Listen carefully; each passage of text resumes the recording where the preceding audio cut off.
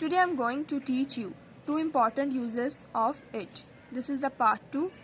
In the previous video, I mean to say, in the part 1, I have defined the 7 uses of it in the different forms. If you have not watched that video yet, please visit to my channel English for Beginners and watch that video, and I will give a link in the description box as well so that you can watch and learn 7 uses regarding it. The first use is it takes. It takes means लगता है. In present, it takes something means present the structure किया. Structure for present, it takes something to V1 plus object. अपना sentence की beginning होगी it takes. So in such kind of sentences we have to beginning of our sentences from it takes in present. Okay. It takes तो अपनी beginning होगी something ਦੀ ਜਗ੍ਹਾ ਤੁਸੀਂ ਜੋ timing ਵਗੈਰਾ ਆਉਗੀ ਮੋਸਟਲੀ ਉਹ ਮੈਂਸ਼ਨ ਕਰਨੀ ਹੈ ਤੇ ਉਹ ਕਿਹਦੇ ਨਾਲ ਮੈਂਸ਼ਨ ਹੁੰਦੀ ਆ ਮੀਨਸ ਆਪਾਂ ਨੂੰ ਕਿਸ ਤਰ੍ਹਾਂ ਪਤਾ ਲੱਗਦਾ ਕਿ ਸਮਥਿੰਗ ਜਗ੍ਹਾ ਤੇ ਕਿਹੜਾ ਵਰਡ ਇਟਸ ਨਾਟ ਇੰਪੋਰਟੈਂਟ ਕਿ ਹਮੇਸ਼ਾ ਟਾਈਮਿੰਗ ਹੀ ਹੋਏਗੀ ਲੱਗਦਾ ਹੈ ਵਰਡ ਤੋਂ ਪਹਿਲਾਂ ਜੋ ਵੀ ਵਰਡ ਆਊਗਾ ਉਹ ਸਮਥਿੰਗ ਦੀ ਪਲੇਸ ਤੇ ਆਪਾਂ ਮੈਂਸ਼ਨ ਕਰਨਾ ਵਾ ਸੈਂਟੈਂਸ ਦੇ ਵਿੱਚ ਤੁਹਾਨੂੰ ਐਗਜ਼ਾਮਪਲ ਦੇ ਥਰੂ ਕਲੀਅਰ ਹੋਊਗਾ it would be clear through the example. So watch this video till the end. Cake बनाने विच 15 मिनट लगते हैं. Now you are standing in present or you are telling this word by standing in present. How we can say it takes means जे आप कहना वा कि 15 minute लगते cake बनाने विच या 15 मिनट लगते हैं केक बनाने सॉरी तुसी कहोगे it takes 15 minutes. 15 minutes इत्थे क्यों मेंशन किया कि लगते तो पहला किहड़ा वर्ड आ रहा अपना 15 minutes. To prepare according to structure 2 फिर फर्स्ट फॉर्म prepare या bake cake. किसी भी काम नूं पूरा करने मेहनत लगती है ਇਹਦੇ ਵਿੱਚ ਕੋਈ ਇਟ ਦਾ ਮੀਨਿੰਗ ਇੱਥੇ ਇਹ ਨਹੀਂਗਾ ਇਹ ਕਿ ਇੱਕ ਇੰਟਰੋਡਕਟਰੀ ਇੱਕ ਸੈਂਟੈਂਸ ਨੂੰ ਦੀ ਸਟਾਰਟਿੰਗ ਕਰਨ ਵਾਸਤੇ ਆਪਾਂ ਮੀਨਸ ਸਟਾਰਟਿੰਗ ਕਰਨ ਵਾਸਤੇ ਸੈਂਟੈਂਸ ਇਹਨੂੰ ਯੂਜ਼ ਕੀਤਾ ਤਾਂ ਕੋਈ ਇਹ ਵਾਲੀ ਮੀਨਿੰਗ ਨਹੀਂ ਦੇ ਰਿਹਾ ਇਹ ਮੀਨਿੰਗ ਦੇ ਰਿਹਾ ਬਾਈ ਇੰਨੇ ਮਿੰਟ ਲੱਗਦੇ ਆ ਜਾਂ ਇਹ ਕੰਮ ਨੂੰ ਇੰਨਾ ਟਾਈਮ ਲੱਗਦਾ ਇਹ ਕੰਮ ਨੂੰ ਇਹ ਇਸ ਤਰ੍ਹਾਂ ਕਰਨਾ ਚਾਹੀਦਾ ਮੀਨਸ ਕੋਈ ਚੀਜ਼ ਕਿਸ ਤਰ੍ਹਾਂ ਕਰਨੀ ਚਾਹੀਦੀ ਮੀਨਸ ਐਂਡਿੰਗ ਦੇ ਵਰਡਾਂ ਨੂੰ ਲੱਗਦਾ ਹੋਣਾ ਲੱਗਦਾ ਹੈ ਪ੍ਰੈਜ਼ੈਂਟ ਪਾਸਟ ਵਿੱਚ ਲੱਗਿਆ it takes hard work to complete any work ਆਪਣਾ ਮੇਨ ਸੈਂਟੈਂਸ ਕੀ ਇਹਦੇ ਵਿੱਚ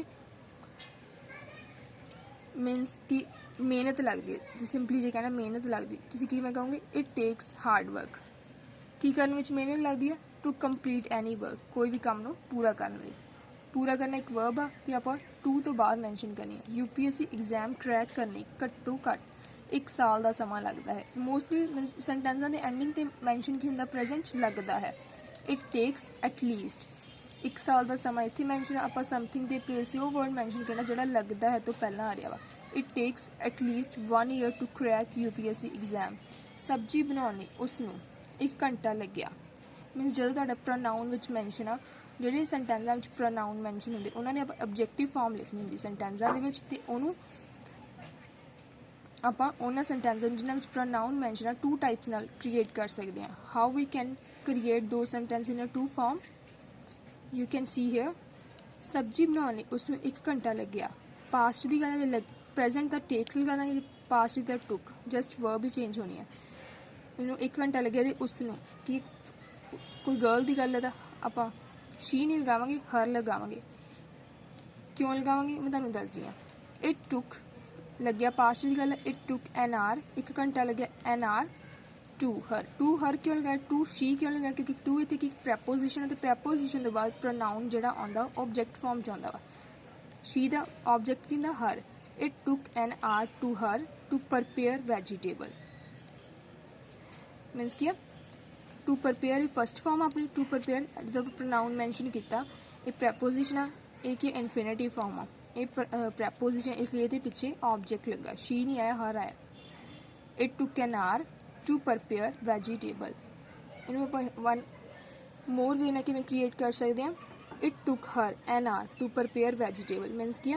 it took as it is ही जिथे आप टू हर लगाए टू हर उत्थे अपन मैंशन करने की लोड़ नहीं एन आर जो अपना लगता है वर्ड नाल आ रहा वा या लग्या ना आ रहा वा उस तो मीनस जो अपना जो प्रोनाउन आ रहा उन्होंने उस तो पहला नोट डाउन करना it took her an hour to prepare vegetable इसका स्ट्रक्चर की है स्ट्रक्चर के अकॉर्डिंग इनका यूज़ क्लीयर होगा it takes object something object means आ वाला स्ट्रक्चर है मीनस ये ऑब्जेक्ट ही है ना शी का आप ऑब्जेक्ट ही लिखा जे ए वाले स्ट्रक्चर में इस तरह सेंटेंस में तुम क्रिएट करना जे प्रोनाउन है फिर आप इस तरह कर सकते हैं सेंटेंस में क्रिएट या किसी का नेम है ये नहीं है तो फिर आपको इस तरह ऊपर वाले स्ट्रक्चर के अकॉर्डिंग जो वा अपने सेंटेंस करने पैणगे जे प्रोनाउन है या कोई होर ऑब्जेक्ट है तो फिर आप टू वे यूज़ कर सकते हैं जे तुम इस तरह सेंटेंस क्रिएट करना वा फिर तुम इस तरह फिर अगो तो represent the structure it takes object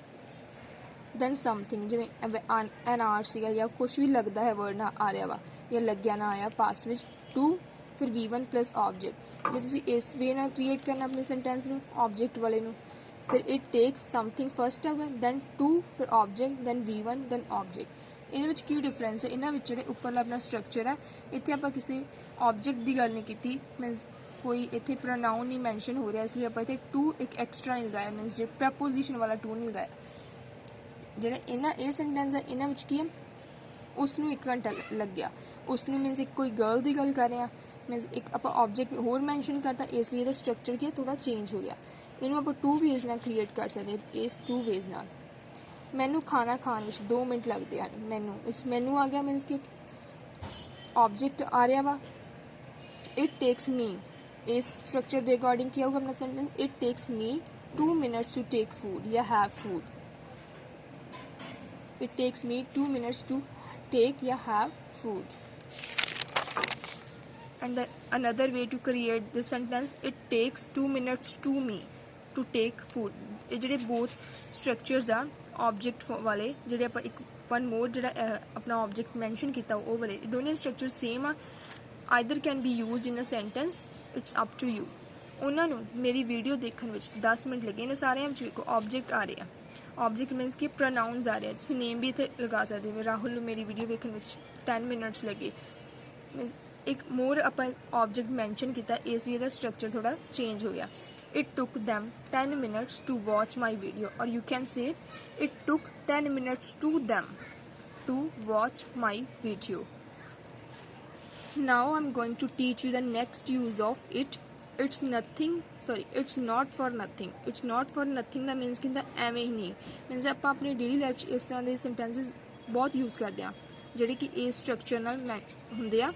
ਇਹਦੇ ਅਕੋਰਡਿੰਗ ਹੁੰਦੇ ਆ ਤੇ ਇੱਕ ਐਡਵਾਂਸ ਸਟਰਕਚਰ ਹੈ ਜਿਹੜਾ ਮੋਸਟਲੀ ਨਿਊਜ਼ਪੇਪਰ 'ਚ ਯੂਜ਼ ਹੁੰਦਾ ਵਾ it's not for nothing so please watch this video till the end if you want to say ਐਵੇਂ ਹੀ ਨਹੀਂ ਇਹਦਾ ਮੀਨਸ ਕਿ it shows a reason behind incident means ਕੋਈ ਗੱਲ ਹੁੰਦੀ ਹੈ ਕੋਈ ਇੰਸੀਡੈਂਟ ਹੁੰਦਾ ਉਹਦੇ ਪਿੱਛੇ ਰੀਜ਼ਨ ਨੂੰ ਸ਼ੋ ਕਰਦਾ ਇਟਸ ਨਾਟ ਫॉर ਨਥਿੰਗ ਤੇ ਦੀ ਸੈਂਸ ਹੁੰਦੀ ਐਵੇਂ ਹੀ ਨਹੀਂ ਉਹ ਹਰ ਸਾਲ ਐਵੇਂ ਹੀ ਨਹੀਂ ਐਵੇਂ ਹੀ ਨਹੀਂ फस्ट आंदा जो तुम इस तरह कहना कि वो हर साल एवं नहीं फस्ट आता तुम किमें कहोगे मीनस कि कोई रीजन है सेंटेंस शो कर भी कोई रीजन है वो एवं नहीं फस्ट आता कि वो पिछे की है कोई रीजन है जो इंसीडेंट है फस्ट आता ये पिछे एक रीजन है रीजन शो करता इसलिए ये बिगनिंग होती है it's not for nothing that he stands ये सारे सेंटेंसा it's not for nothing that use होगा दैन अपना सेंटेंस स्ट्रक्चर की अपना it's not for nothing plus that plus sentence means next sentence कोई भी फॉर्म हो सकता वा it's not for nothing that he stands first in every year sorry असी एवं ही नहीं उस बारे पता लगाना चाहते हैं मीनस कि कोई रीजन है मान लो किसी बारे आप पता लगाना चाहते हैं मैं कह रही हाँ असी एवं नहीं वो बारे पता लगाना चाहते हैं एवं का मीनस की है भी कोई रीजन है वो पिछे कोई गल है इस करके असी वो बारे पता लगाना चाहते हैं it's not for nothing that अपनी बिगनिंग होगी it's not for nothing that we want to ascertain about ascertain होंगे पता लगाना अबाउट हिम मैं उसकी एवं ही नहीं इंसल्ट की सी तेरा जो नैक्सट सेंटेंस है कोई भी फॉर्म हो सकता जो अपना बिगनिंग वाला सेंटेंस हो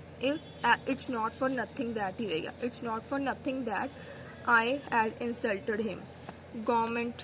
एवं ही नहीं लोगों को मास्क दे रही है for example if you want to say like this you can say it's not for nothing that government is imparting marks to people imparts का मीनस होंगे वा इम्पार्ट का मीन प्रदान करना या देना मीनस कि आप कहने भी गवर्नमेंट एवं नहीं दे रही मास्क ये पिछे की है कोई रीजन है मीनस कोई ये पिछे कोई रीजन आ वो करके मास्क दे रही है अपने सेंटेंस ये होती थी एवं ही नहीं ਉਹ ਐਵੇਂ ਹੀ ਨਹੀਂ ਤੁਹਾਡੇ ਕੰਮ ਵਿੱਚ ਅੜਚਨ ਪਾਉਣ ਦੀ ਕੋਸ਼ਿਸ਼ ਕਰ ਰਹੀ ਸੀ। It's not for nothing that she was trying to impaired in your work। impaired ਦਾ ਮੀਨਸ ਅੜਚਨ ਪਾਉਣਾ ਜਾਂ ਰੁਕਾਵਟ ਪਾਉਣਾ। ਆਈ ਹੋਪ ਤੁਹਾਨੂੰ ਇਹ 2 uses clear ਹੋ ਗਏ ਹੋਣਗੇ। if you have any kind of problem or query you can ask me through comments। thanks for watching my video। please subscribe and share my channel with your friends and family। thanks।